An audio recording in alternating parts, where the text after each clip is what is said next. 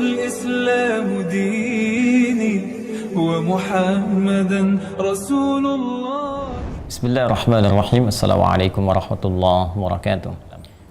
Baiklah, di Kitabus Shaum kita telah bahas di pertemuan lalu 2 edisi mengenai dalil kewajiban puasa baik dalam Al-Quran juga dalam hadis Nabi Sallallahu Alaihi Wasallam dan petunjuk-petunjuk yang terkait dalam hadis dimaksud.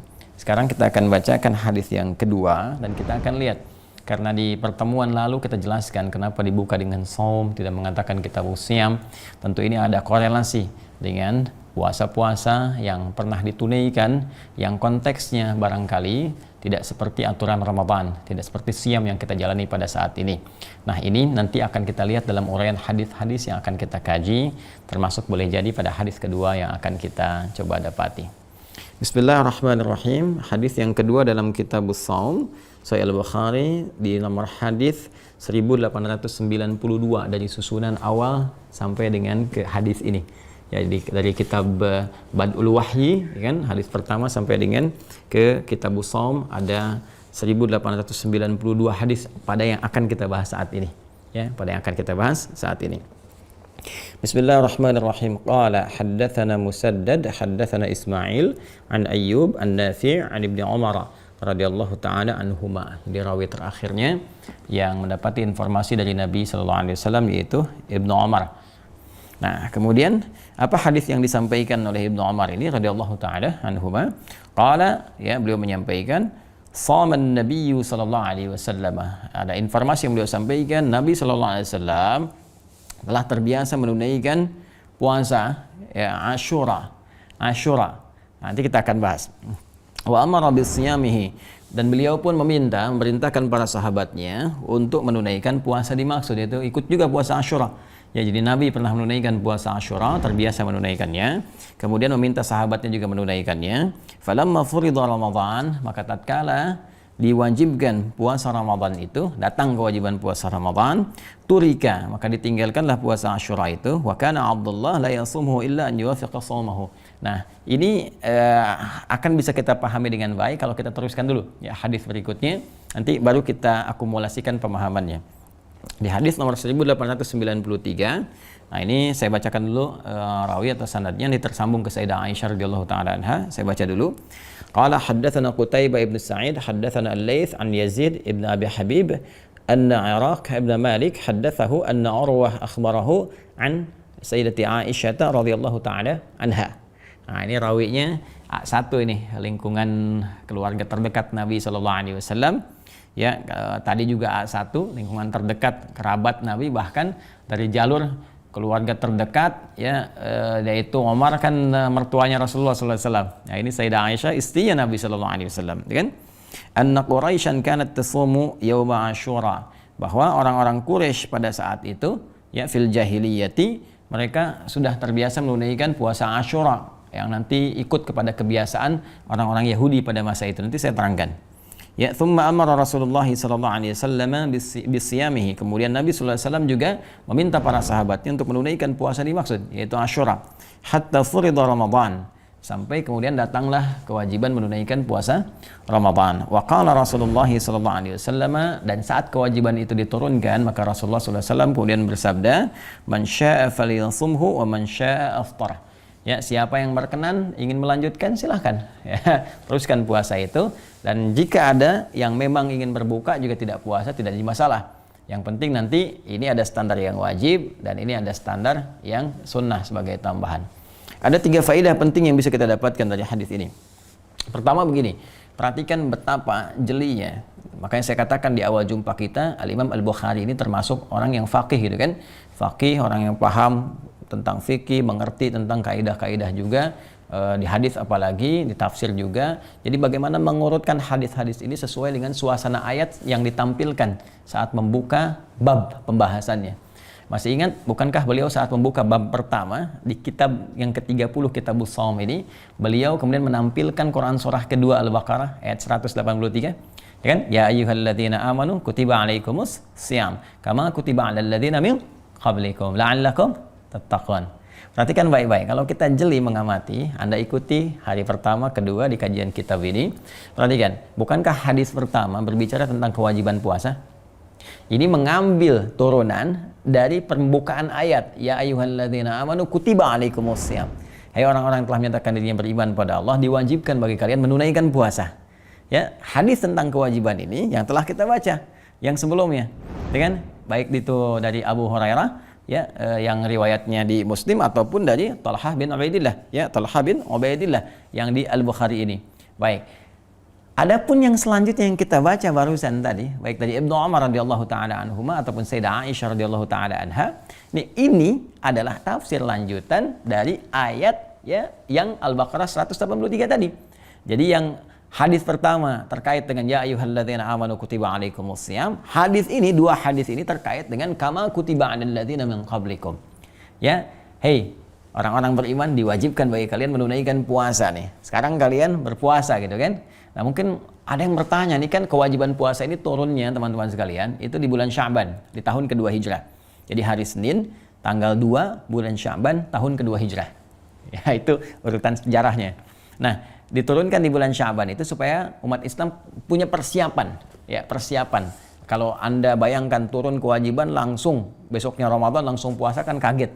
Ya, tapi ketika turun di bulan Sya'ban kurang lebih ada sebulan persiapan dulu. Membiasakan, menyiapkan diri gitu kan. Kemudian Nabi memberikan motivasi, terus setelah terbangun kebiasaan-kebiasaan puasa sunnah sebelumnya. Dari sini muncul kekuatan dan muncul motivasi kuat untuk menunaikan itu semua. Ya, ini yang kemudian kelak disebut dengan tarhib yang telah kita uraikan sebelum Ramadan.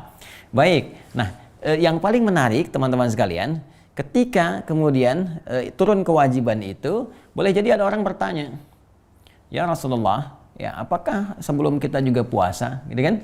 Ya, ada kewajiban itu. "Ya Rasulullah," gitu kan, "apa cuma kita aja yang puasa? Bagaimana dengan umat-umat sebelumnya dan sebagainya?" Nah, untuk memberikan motivasi kepada insan beriman sebelum pertanyaan itu tiba, ya, dan sekaligus juga kompetisi terbaik dalam ibadah disebut dengan fastabiqul khairat. Itu ada di Quran surah kedua Al-Baqarah ayat 148. Walikulli wijhatun huwa muwalliha fastabiqul khairat, ya kan? Fastabiqul khairat. Maka setiap umat, setiap hamba punya orientasi dalam beramal. Maka setiap amal itu diperlombakan untuk mendapatkan penilaian terbaik si Allah Subhanahu wa taala. Maka untuk memberikan motivasi kepada insan beriman pada saat itu sampai dengan kini supaya merasa bahwa tidak sendirian dia puasa, supaya merasa punya kompetisi lebih baik daripada umat sebelumnya, maka Allah sampaikan umat dulu pun pernah mendapatkan perintah puasa. Jadi bukan kalian aja yang puasa, umat dulu pun puasa. Nah, ketika umat dulu diberikan perintah puasa itu, penunaian kalian saat ini harus lebih baik dibandingkan dengan mereka. Karena nanti ada kisah-kisah di masa lalu itu ketika mereka puasa ada yang tidak sempurna. Maka Allah berikan waktu terbaik, amalan terbaik, pahala terbaik pada umat Nabi Muhammad SAW supaya mereka termotivasi ya untuk bisa lebih baik menunaikan puasa dibandingkan orang-orang sebelumnya. Nah, terkait dengan bagaimana bentuk puasa orang-orang sebelumnya ini, ada sebagian referensi hadis yang disampaikan kepada kita. Di antaranya apa yang telah kita baca ini. Jadi sebelum ada puasa Ramadan diwajibkan pada umat Islam, umat-umat sebelumnya telah puasa. Ya, sekali lagi umat-umat sebelumnya telah puasa. Dan rangkaian ibadah puasa bahkan yang sampai ke masa Nabi SAW itu adalah puasa yang ditunaikan oleh umat Yahudi, umatnya Nabi Musa alaihissalam, ketika dalam salah satu riwayatnya adalah terbebas dari kerjaan Firaun. Ya, karena nanti ada dua riwayat di sini, ada yang menyebutkan bahkan ini tersambung ke Nabi Nuh alaihissalam. Ya, ketika Nabi Nuh alaihissalam itu terlepas dari banjir besar, kemudian fastawatil jud, ya, perahunya, safinatun Nuhnya, ya, kapal besar Nuhnya alaihissalam sudah mulai merapat dan bersyukur kepada Allah karena dibebaskan dari lingkungan orang-orang yang bermaksiat, kemudian dibebaskan dari ancaman hukuman Allah Subhanahu wa taala. Untuk mensyukuri itu maka mereka puasa. Tapi riwayat yang paling populer adalah riwayat yang disampaikan kepada kisahnya Nabi Musa alaihissalam ketika terbebas dari kejaran Firaun. Ya, laknatullah alaih, ketika terbebas dari kejaran Firaun, maka mereka bersyukur kepada Allah Subhanahu wa taala dan itu terjadi di hari ke-10. Ya, ke-10 itu kan Asyrah, ya kan? Maka menunaikan puasa yang disebut dengan Asyura, terambil dari kata itu. Ya, bulannya itu senafas dengan bulan Al-Muharram. Jadi setiap tanggal 10 kemudian Al-Muharram ditunaikanlah puasa Asyura. Ya, maka orang-orang Yahudi pada saat itu setiap masuk tanggal 10 Al-Muharram mereka puasa, sehingga sampai kebiasaan puasa ini pada era jahiliyah, ya pra kenabian sampai di masa Nabi Shallallahu Alaihi Wasallam. Bahkan menurut Sayyidah Aisyah, orang-orang Quraisy pun sudah meniru mereka. Jadi begitu orang Yahudi puasa, ikut-ikutan puasa gitu kan, karena biasa ini asimilasi baik dari budaya dengan keyakinan ketika hidup. Kan Mekah itu kosmopolitan. Ya, kota besar, kota perdagangan, kota ziarah, ya, kota agama dan sebagainya, itu pusatnya pada saat itu. Sehingga semua orang itu datang ke Mekah, ya, baik berziarah untuk ibadah, ada yang niaga sampai dengan sekarang. Nah, itu diabadikan nanti di Al-Baqarah, ya, Quran surah kedua dari ayat 197 sampai 198. 197 untuk haji, 198 bagi orang mau dagang gitu. Ya, itu karena udah kebiasaan, ya, pusatnya di situ. Sehingga terjadi percampuran. Dari percampuran itu kadang-kadang kan pengen ikut-ikut. Ya seperti sekarang kan. Ya kalau Anda ke Eropa, ke Amerika misalnya kan, bergaul dengan kawan-kawan, puasa, ada non-muslim bahkan yang pengen ikutan puasa gitu kan. Ada lagi yang pengen ikutan pakai jilbab, pengen merasakan dan sebagainya. Dan puncaknya dapat hidayah. Pun demikian orang-orang Quraisy itu, kata Sayyidah Aisyah, itu sudah ikutan puasa. Ya bahkan ketika Nabi hijrah ke Yathrib yang kelak menjadi Al-Madinah Al-Munawwarah, kan banyak Yahudi. Ya di Madinah itu mereka puasa. Maka kata Nabi Muhammad SAW, kita lebih berhak untuk berpuasa dibanding mereka. Ya karena kita lebih dekat kepada Musa. Sedangkan ajaran Musa sudah menyimpang dari apa yang dipraktekkan oleh mereka. Ya ingat, ajaran Musa alaihissalam sudah disimpangkan. Nah itu cara baca yang paling mudah. Ya ajaran Nabi Musanya benar disampaikan, sedangkan orang-orang yang praktekkan pada masa itu sudah menyimpangkan ajaran Nabi Musa alaihissalam pada umumnya. Ya sedangkan mereka masih memelihara puasanya. Maka kata Nabi Muhammad SAW, kita lebih berhak karena kita lebih dekat kepada Musa, ya lebih benar ajarannya. Maka kalaupun umat pada saat itu bersyukur kepada Allah dari kejaran Fir'aun, ya, dan bersyukur kepada Allah setelah lolos dari semua itu sebagai ungkapan terima kasih kepada Allah puasa, maka kita lebih berhak melestarikan itu untuk menunjukkan bahwa benarnya syariat Musa alaihissalam. Jelas ya? Nah, jadi umat Yahudi pun pernah puasa. Di antara puasanya disebut dengan puasa apa? Asyura. Jadi nanti ada kebiasaan juga 3 hari dalam setiap bulan. Itu pernah umat-umat sebelumnya menunaikan itu. Bahkan ada tafsir namanya Anwarut Tanzil. Ya, karya Al-Imam Baydawi. Ya, kadang disebut juga tafsir Al-Baydawi. Itu Al-Imam Al-Baydawi menyebutkan bahwa ada informasi yang menyampaikan kebiasaan puasa itu bahkan tersambung sampai ke Nabi Adam alaihissalam. Nah, jadi sudah dari umat dulu Nabi Adam alaihissalam terus sampai ke Nabi Muhammad sallallahu alaihi wasallam, itu sudah terbiasa puasa. Ya, nanti juga Nabi Daud alaihissalam tercatat puasa. Bahkan kebiasaan puasa Nabi Daud menjadi sunnah yang ditunaikan. Ya, di era syariat Nabi Muhammad sallallahu alaihi wasallam, selain untuk mendekatkan kita mengenal para nabi-nabi sebelumnya, ya mensyukuri kepada Allah Subhanahu wa taala, sekaligus, nah ini yang paling penting, sekaligus memberikan tafsiran terjelas kita dari ayat-ayat Al-Qur'an. Jadi kalau Anda bertanya, orang dulu puasa bagaimana caranya? Ini yang Anda kerjakan ini, ya sebagai puasa sunnah itu. Ya, ini menunjukkan kebenaran risalah Nabi Daud, bahwa Nabi Daud itu risalahnya nggak beda dengan Nabi Muhammad SAW dalam bentuk akidah. Artinya apa? Akidahnya Islam juga, kan? Nabi Musa Islam juga. Jadi Nabi Musa Muslim, Nabi Daud Muslim, ya Nabi Isa Muslim. Di antara syariatnya apa? Ini yang kita kerjakan sekarang dan disempurnakan nanti penyempurnaannya dengan turunnya perintah Ramadan. Ya, makanya ketika Nabi Muhammad SAW itu puasa Asyura, kan? Sahabat diminta demikian untuk menghormati syariat Nabi Musa yang turun pada saat itu, ya supaya di sini ada kesan-kesan penghormatan, kesan-kesan pendekatan dengan Yahudi dengan cara yang baik dan sebagainya. Sebelum turun syariat yang menyempurnakan itu semua, maka ada olok-olok dari kalangan Yahudi. Yahudi itu hobinya ngolok-ngolok. Ya, jadi luar biasa lah. Nanti ada waktu mungkin kita bahas ya tipikal Yahudi dalam Al-Quran. Nanti kita bisa lihat yang nanti sebagiannya melekat pada umat di masa lalu, ada sebagiannya lagi terwariskan bahkan sampai ke masa kini. Dan kita penting belajar itu untuk bisa menata diri kita ketika berinteraksi dengan mereka, ya, dengan cara yang elegan tentunya. Baik, di antara apa yang mereka lakukan itu kan ada nanti contoh misalnya di Al-Baqarah gitu kan, di ayat yang ke-14, wa idza laqul ladzina amanu qalu amanna wa idza khalau ila syayatinihim qalu inna ma'akum innama nahnu mustahzi'un. Ya, kalau ketemu orang beriman, ya bicaralah demikian. Kalau ketemu temannya, mereka ingkari pembicaraan tadi. Mereka katakan kita kan cuma canda, cuma ngolok-ngolok mereka aja gitu kan. Nah, itu kebiasaan ngolok-ngolok itu sudah ada. Maka ketika umat Nabi Muhammad ingin mencoba menghormati mereka, ya, dan menyampaikan risalah yang benar tentang Nabi Musa ketika datang, maka mereka olok-olok tuh, lihat tuh syariatnya Muhammad SAW. Mereka nggak punya puasa, makanya ikut-ikutan puasa kita, kan? Ikut-ikutan puasa kita. Jadi cara bacanya beda.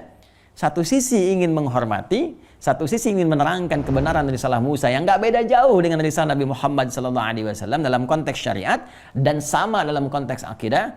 Maka yang didapatkan hanya olok-olok gitu kan dari mereka. Maka apa yang terjadi?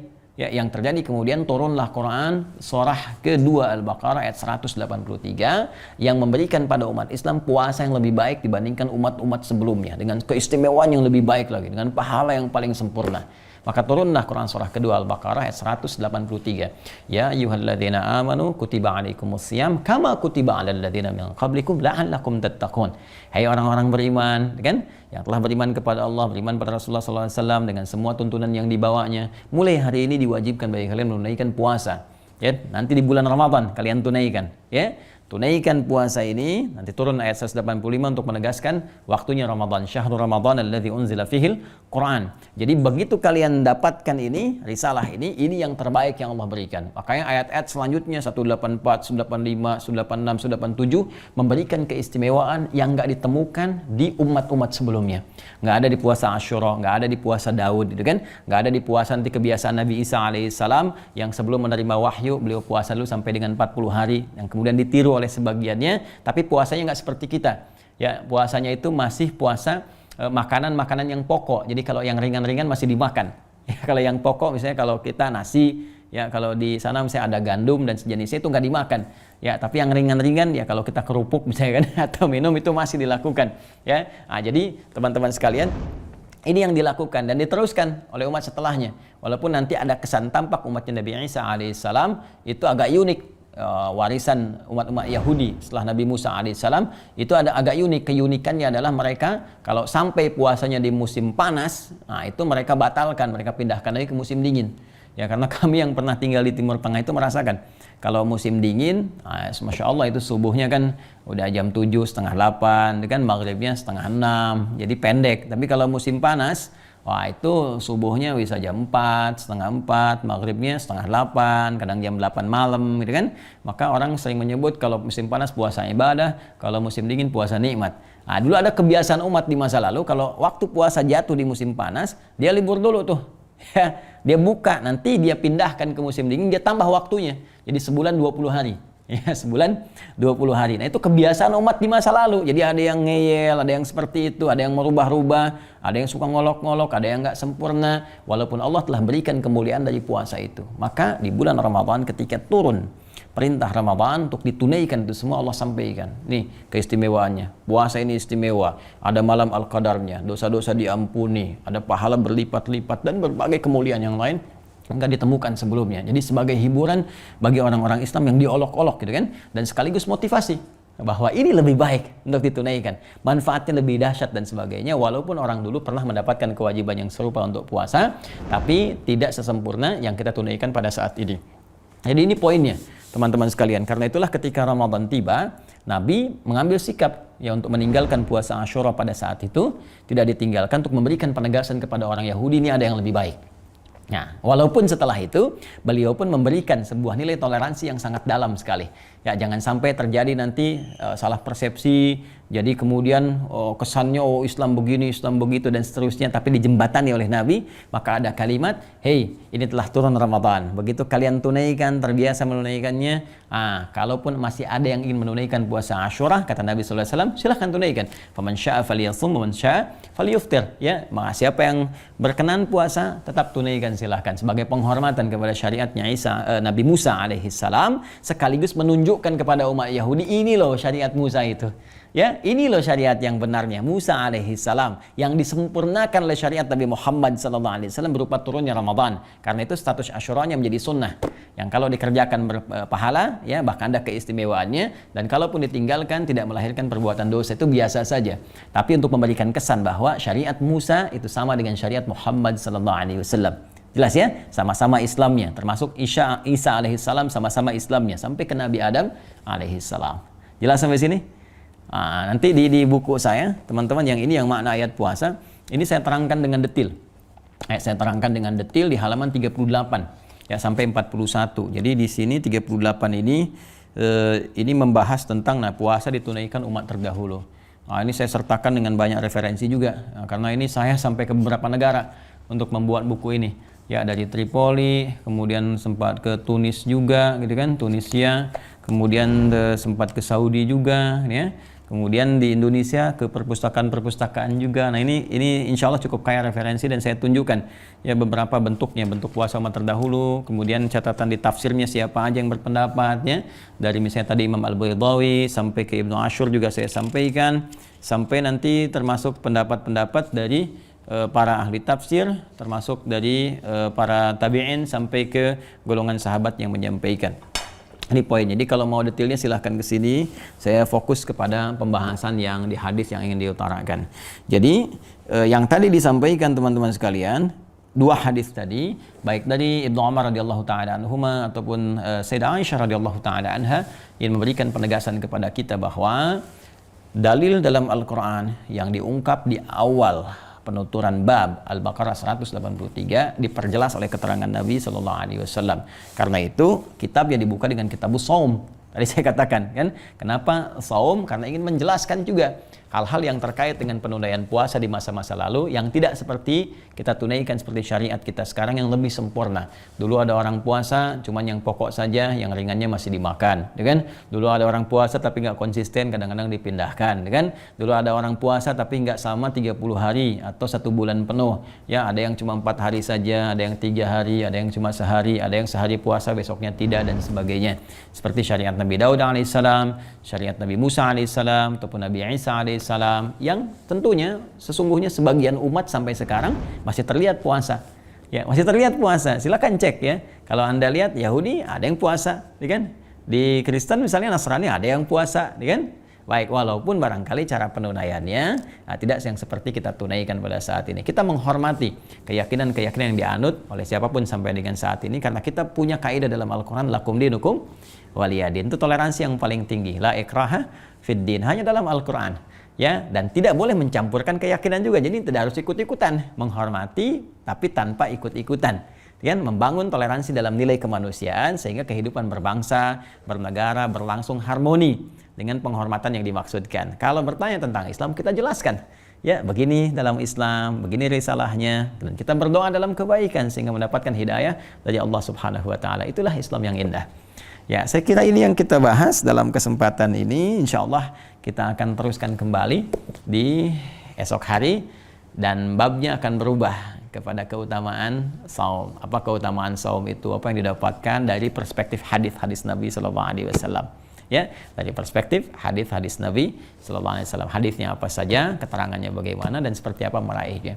Ya, saya kira itu yang bisa kita uraikan. Mudah-mudahan Allah berikan pemahaman yang baik untuk kita, mudah untuk diamalkan dan mendapatkan keberkahan dari Allah Subhanahu wa taala. Allahumma taqabbal minna innaka antas samiul alim wa tub alaina innaka antat tawwabur rahim. Wafiqna ya Allah bima ta'allamna wa wafiqna lin'amala ma ta'allamna bihi ya arhamar rahimin. Wa sallallahu ala sayyidina Muhammad wa ala alihi wa sahbihi ajma'in. Wa akhiru da'wana subhanakallahumma bihamdika nashhadu an la ilaha illa anta nastaghfiruka wa natubu ilaik. Walhamdulillahi rabbil alamin. Allahu Rabbi wal Islam dini wa Muhammadan Rasulullah.